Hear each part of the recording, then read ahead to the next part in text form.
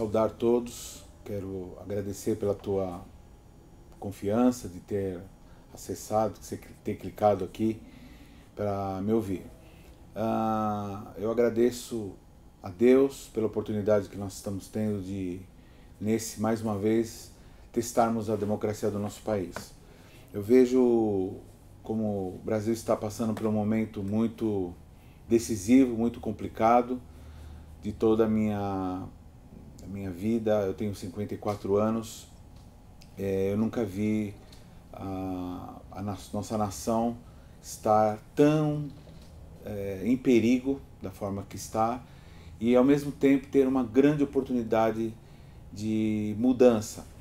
E eu nunca fiz nenhum vídeo desse tipo, eu raramente me pronuncio em relação a eleições, a candidatos, só explico os critérios bíblicos cristãos que devem ser adotados na hora da escolha, mas por razões óbvias, né? Pelo fato de seres humanos depois pisarem na bola, enfim. E aí eu procuro o máximo ser mais informativo do que tomar algum partido. Mas agora nós estamos numa iminência de uma polarização política em que dois lados que são diametralmente opostos estão se apresentando, e um deles é um que me preocupa muito, que teve o início há muitos anos, 1800 e pouco, como um homem chamado Karl Marx e Engels, seu companheiro, que começaram a idealizar um projeto social que era diferente de todo aquilo que estava acontecendo até então, que foi o projeto comunista chamado depois como marxismo. Fizeram o Manifesto Comunista e depois eles escreveram livros, tal, como um deles é o Capital, falando sobre a maneira que eles enxergavam de mundo. Só que era uma maneira equivocada. Eles começaram a enxergar a riqueza do planeta como alguma coisa que brotasse do nada. Por isso que eles começaram a lutar ou a idealizar que toda a riqueza no mundo teria que ser dividida, e quem deveria fazer isso era o Estado. Para ter uma ideia, a riqueza não é um bem estático. A riqueza humana, ela deve ser produzida. E o grande erro, o grande equívoco está aí. Porque quando você não produz, você começa a dividir, você vai ter que dividir aquilo que está sendo produzido. Só que esse tipo de ideologia não contempla a produção. Ela fala de produção, mas as pessoas precisam ter um incentivo de melhoria. Bom, depois de alguns anos surgiu um cara chamado Gramsci, que tentou idealizou uma forma de difundir isso. Antes veio Lenin, e com o seu projeto de tomada do poder lá na Rússia, fez o manifesto, a luta bolchevique, que produziu a Revolução Russa, que matou milhões de pessoas, muito mais do que qualquer outra, muito mais que o nazismo, e até que eles conseguiram implantar essa política de desapropriações, de assassinato, para tentar dividir o bem que havia. Só que isso ruiu, né? Teve na década de 60, isso começou a ficar forte, houve uma outra polarização, os Estados Unidos combatendo esse tipo de coisa, eles tentando implantar essa ideologia no mundo todo, e de repente surgiu um camarada, como disse o Gramsci, que ele diz assim, a revolução ela não funciona somente você matando o oponente, porque isso gera mártires e gera uma revolta social. Então a melhor coisa que nós podemos fazer é tentar nos infiltrarmos através da cultura. Então eles começaram, nos países onde havia liberdade para eles atuarem, eles começaram a se inserir na educação, em todos os postos de encabeçamento social, e políticos, países que eram permitidos a eleição, eles usaram a democracia para, na verdade, tentar implantar uma ditadura do proletariado. E isso não foi diferente, em vários lugares aconteceu isso, no Vietnã, na Coreia do Norte e na China, e aqui na América do Sul ele alcançou alguns países, como Cuba, principalmente Cuba. E lá foi levantado um ditador, se levantou um ditador chamado Fidel Castro, e esse começou a implantar isso lá. Foram embargados, foram isolados por conta disso, e, bom, nesse tempo, foi na década de 60, eles tentaram também fazer essa revolução aqui no Brasil. E houve uma reação muito forte por parte da sociedade, porque esse pensamento gramscista, né, ele tinha a ideia de mudar toda a noção do que é a família, do que é a sociedade. Então eles começaram a incentivar o que eles chamam de as minorias, né? Alguns que têm algum tipo de comportamento não parecido com a maioria, e eles começaram a tentar implantar isso, e o principal alvo deles é a destruição da família. Então por isso que a agenda deles é uma agenda voltada para o aborto, uma agenda voltada para incentivo à movimentação, ao movimento e a protestos de homossexuais. Eles têm uma ideia de ensino às crianças de tenridade na sexualidade, estabelecendo.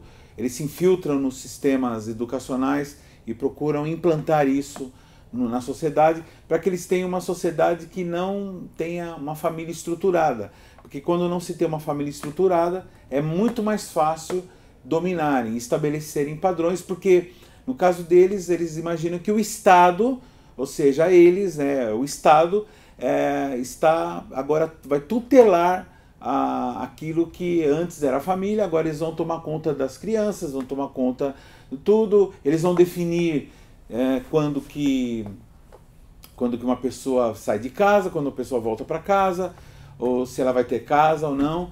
E aí começou toda essa tentativa de estruturação. Na ideologia comunista, na Rússia, na China até hoje, na Coreia do Norte, até hoje pessoas são presas e morrem simplesmente porque professam a fé cristã, porque eles consideram, como Karl Marx, que a religião é uma droga, que a religião faz mal para o povo, que você buscar Deus, isso atrapalha a revolução, e com isso eles mataram. Se você ler alguns livros missionários da década de 80, você vai ver lá muitas, mas muitas histórias mesmo, de igrejas e pastores sendo presos. Eu me admiro de até alguns pastores evangélicos abraçarem a agenda comunista, a agenda socialista, e esquecendo de que muitos irmãos foram mortos, porque isso foi uma tentativa de tomar do poder. Só sabemos que Deus é mais poderoso, nosso Deus é o Senhor da história, e é Ele que comanda todas as coisas. Bom, na década de 60 teve isso que eles chamam de golpe, mas na verdade foi um clamor da sociedade. A sociedade disse que não queria um sistema como o de Cuba, como o da Coreia do Norte, e aí os militares eles acionaram os militares, e os militares tomaram o poder. A ideia era de restabelecer a ordem o mais rápido possível e devolver o governo para as instituições democráticas. Isso não aconteceu, e aí teria que ter um estudo mais aprofundado para isso, mas a questão é que isso durou 20 anos aproximadamente. Só que em 2002, no final da década de 90, começaram movimentos fortes, bem fortes mesmo, do sindicalismo brasileiro. E mais especificamente aqui na nossa região, no ABC, o Sindicato dos Metalúrgicos começou a se levantar e reivindicando melhores condições de trabalho, salários melhores, dado a quantidade de lucro que essas empresas tinham. e eles começaram a se levantar com uma reivindicação sindicalista normalmente. Só que esses idealistas, esses que eram os estudados, as pessoas que tinham estudado e recebido a doutrinação comunista, social-democracia e outras linhas que são todas chamadas hoje de esquerda, eles se infiltraram nos movimentos sindicais, eles ideologizaram os movimentos sindicais e os movimentos sindicais foram tomados. Tanto é que hoje, no Brasil, quem é favorável dessas ideologias são aqueles que estudaram em universidades onde a grande parte dos professores eram comunistas. Eu também fiz parte desse movimento, eu também apoiei, eu também votei em todas essas pessoas, porque foi uma coisa tão forte, foi uma esperança que foi dada a nós brasileiros de o povo, né, ter mais condições. Só que isso não foi realidade. Então nós estamos em 2002, mais precisamente 2003, até hoje nós estamos debaixo de um governo com esse tipo de ideologia. Então o Lula, né, Luiz Inácio Lula da Silva, tomou o poder em 2003 e ele pegou a máquina do Estado e se aparelhou e usou as estatais para cooptar os seus dirigentes, e aqueles que não aceitavam, eles indicavam, e eles começaram a fornecer dinheiro para o partido, o PT, principalmente o PT e suas coligações, para ter mais poder. E realmente eles conseguiram se perpetuar, porque muito dinheiro e usado em campanha para você cooptar pessoas, para você incentivar pessoas. Então é muito dinheiro, a mobilidade deles se tornou uma coisa doida. E tanto é que de 2003 até hoje, 2018, 15 anos, essa ideologia está atuando no Brasil. Com ela, algumas coisas já foram aprovadas, né, como casamento entre pessoas do mesmo sexo, como algumas leis criminais que foram abrandadas, né? Eles contam com o apoio das redes de crime para que eles possam avançar, e isso vem se agravando.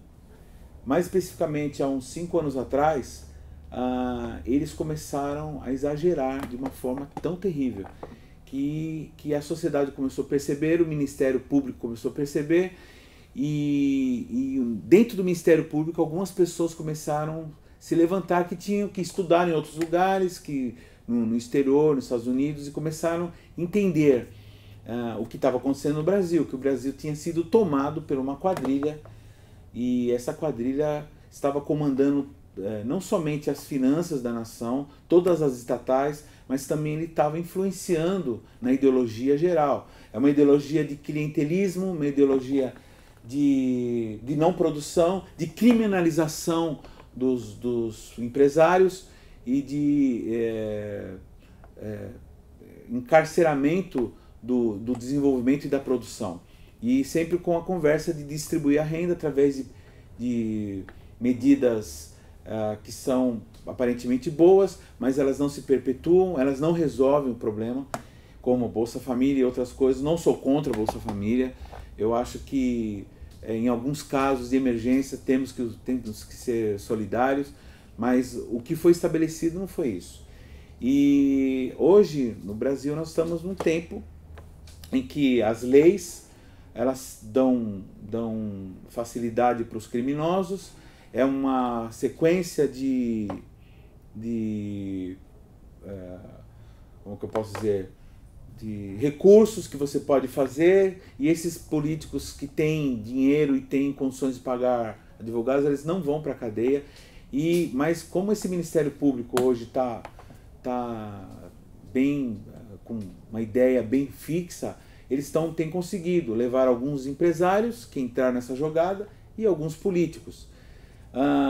E agora, entre eles, o próprio Lula, o próprio Luiz Inácio da Silva foi preso, né, foi julgado em primeira e segunda instância. Aliás, na segunda instância, eles aumentaram a pena dele, E dentro da cadeia, em Curitiba, uma cadeia federal, ele continua comandando não somente o seu partido, mas alguns partidos coligados que têm a mesma ideologia deles. Eles continuam comandando, inclusive comandando alguns setores da criminalidade, que eu não vou citar aqui o nome, mas eles continuam infiltrados e investindo e recebendo investimentos, porque agora o Brasil apertou, por causa da corrupção, apertou a lei de financiamento de campanha. Enfim, para não ficar muito longo, eu quero declarar que minha família, nós somos absolutamente contra, porque dentro dessa agenda comunista, para a desconstrução da família, eles têm algumas ideias, como a aprovação da lei do aborto, que nós cristãos, eu como pastor, sou radicalmente contra você matar uma vida. Uma vida não faz parte do corpo de uma mulher, uma vida é uma vida que tem um DNA diferente, nada a ver com o corpo da mulher, ele é só sustentado pela mulher. A obrigatoriedade dos pastores terem que fazer cerimônias de casamentos homossexuais, e isso aí é influência, isso daí é infiltração na igreja, é uma forma de você comandar o que o nosso país, a nossa Constituição diz que nós temos liberdade. Então, desapropriações de terras, desapropriação de empresas que já estão estabelecidas, como aconteceu na Venezuela, como tem acontecido na Bolívia. A própria Petrobras, foi invadida, foi tomada. Na época que o Lula era presidente, ninguém falou nada, ninguém fez nada. A nação brasileira ficou só olhando como se fosse uma coisa normal. Isso em qualquer outra situação daria guerra. Alguém ia invadir uma multinacional, uma empresa. Então a igreja começou a orar, a igreja começou a ver os seus vizinhos como Venezuela entrar num processo de miséria, e nós começamos a orar e Deus tem trazido à tona algumas pessoas presas, como eu já disse, mas eles têm uma força política, são partidos que se organizaram. A direita no Brasil nunca foi organizada, ela nunca se preocupou, mas diante desse quadro, as pessoas que têm esse pensamento, que não é de esquerda, têm se levantado, e eu como pastor, advogando em causa própria, sim, porque a primeira coisa que eles interferem é na igreja, porque lógico, a igreja é um grupo onde se pensa, onde se conversa sobre pensamento, onde as pessoas recebem informação.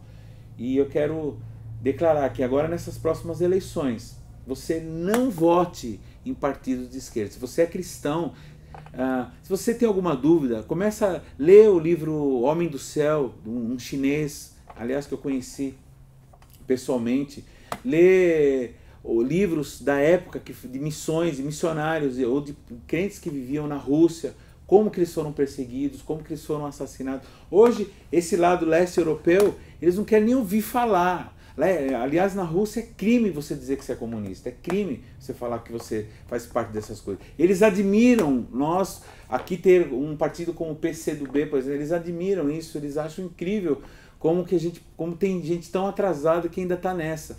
E o único candidato que se contrapõe e que tem chances de ganhar a eleição, que se contrapõe a tudo isso, é o Jair Messias Bolsonaro. Não concordo com tudo que ele diz, não acho que ele é o melhor pessoa do mundo, mas é a única força que nós temos para desmobilizar, para desmantelar esse sistema que foi criado. Então eu peço que você, nesse domingo, e se tiver segundo turno, nos outros domingos, que você esteja atento a isso e não vote em partidos como Ciro Gomes, que também é esquerda. Marina, ela era ministra do Lula, então ela tem a mesma ideologia. Que mais? O Haddad, né, que é que agora nas pesquisas pode oferecer algum risco, mas nós pretendemos que o Bolsonaro ganhe agora já em primeiro turno, já resolva essa questão e coloque o Brasil para andar novamente. Ele está cercado com uma equipe da mais excelente categoria. Ele só não vai administrar se ele não quiser. Ele vai ter sim o apoio da sociedade, vai ter sim o apoio do Congresso, porque o Congresso também está desesperado, por causa que eles também acabaram sendo envolvidos, e muitos vão sair agora por conta disso, muitos não vão ser eleitos por causa disso. E aqueles que vão ser eleitos, eles estão vindo com o discurso de que eles vão apoiar a lei, vão apoiar a Lava Jato e tudo aquilo que põe o Brasil no rumo certo. Eu sei que não vai ser fácil, mas essa é a minha ideia, minha opinião. Se nós fizermos uma pesquisa entre os bandidos, entre os caras consumidores de drogas, eles não votam no Bolsonaro, porque eles sabem que ele vai ser linha dura contra a corrupção, porque esse é o discurso dele. E ele vai ter que, né, corresponder àquilo que ele falou, porque o povo está com ele. Agora, se ele errar, se ele não cumprir nada disso, pelo menos nós tentamos tirar esse sistema que está há já 15 anos. Eles falam que eles vão resolver, que agora sim, mas é mentira. Né? Mentira, porque eles já em 15 anos estiveram no Brasil. Cheguei a votar neles também. Eles não resolveram. Então eles não vão resolver agora, muito pelo contrário, agora eles vão ser mais radicais, agora eles vão ter coragem de fazer, porque eles sabem que tem pouco tempo, que na outra eleição, daqui 4 anos, o povo não vai querer mais votar nele, se hoje já não quer, imagina lá depois. Então eles vão querer aparelhar mesmo, tomar o poder, e eu temo da reação, né, da sociedade, da reação dos militares. Eu não quero que haja mais estado de exceção na nossa nação, né? E eu não quero que a democracia avance. Nós estamos aprendendo, somos um país bem novo na democracia. Eu quero que nós estejamos aprendendo e vamos avançar. Eu quero agradecer a Deus pela sua vida, e aqui é a minha visão pessoal. Se você não concorda comigo, o amor é o mesmo, a amizade é a mesma, mas eu estou aqui cumprindo a minha função de cidadão brasileiro e de um homem de Deus, que não posso ver essa situação sem me posicionar. Deus abençoe, até mais.